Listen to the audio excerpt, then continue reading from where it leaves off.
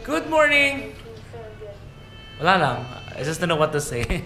I'm just so happy, guys, because I've been like troubled until umaga. Kasi the GoPro na blue light is just keep on flashing.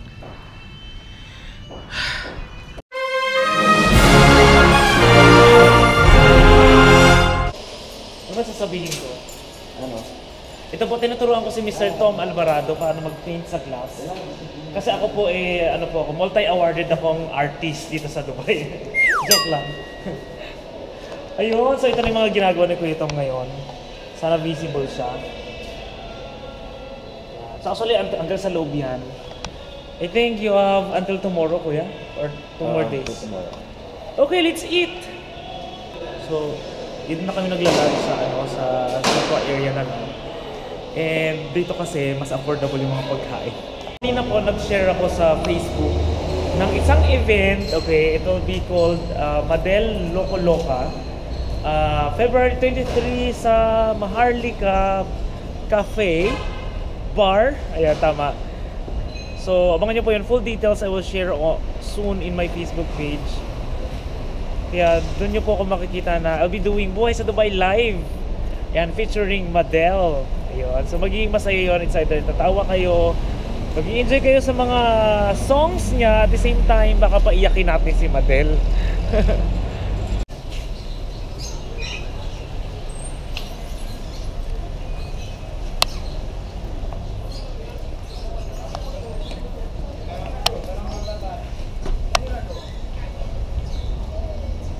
Ito parang Divisoria.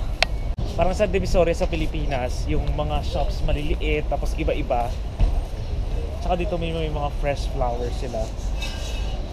Lahat parang dikit-dikit yung mga karinderya. So parang nasa Pilipinas ka lang talaga kapag nandito ka sa Satwa. Di ba, Jonard? Opo.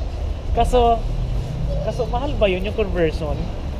Kasi yung 10 dirhams or 13 is 100 plus pesos eh.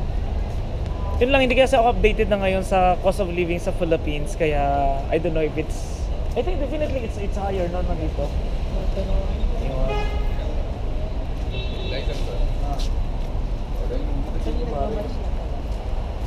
Okay. Jollibee, di ba? Ang meal nila nasa 100 plus na rin sa Philippines.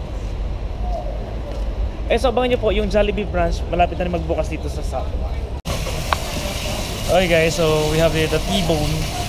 Sizzling. Grabe yan, kuya. Super init pa niya. Grabe yung servings nila. Ang laki.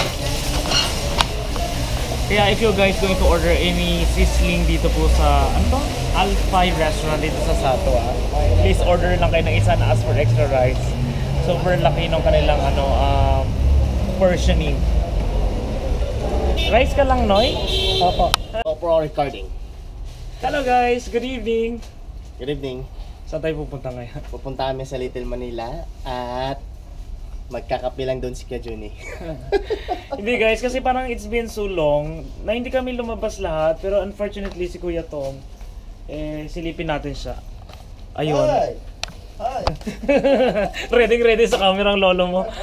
Ayun, kasi I think he's waiting for his wife, something ganun, kaya kami muna ilalabas. Yung mga paintings dito, no? Yan labas. Okay, yun pala yung red. So first time guys that I have to bring this GoPro outside ng night time. So hindi ko alam kung how was it. Pero subok lang. Grabe, ang lamig na talaga. Lamig-lamig na talaga sa Dubai. Relax. So promise. Relax.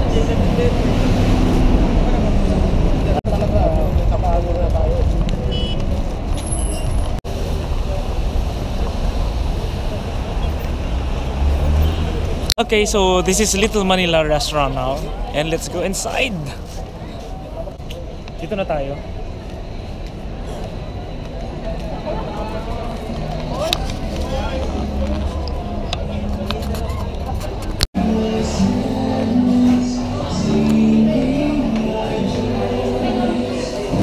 Anong avocado?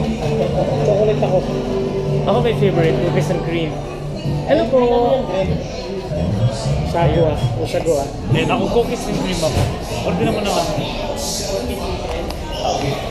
Alam mo, yun ang maling shoot ko na naman.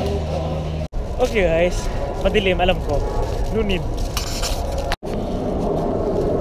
Okay guys, so ito nakauwi na kami sa bahay. At talaga naman na may mga ginawang hindi kanais-nais ang dalawang to. Sila success. Ikaw ba naman nakaabuti ng, ng sobrang lamig kasi ang panahon, tapos yung maiihi ka.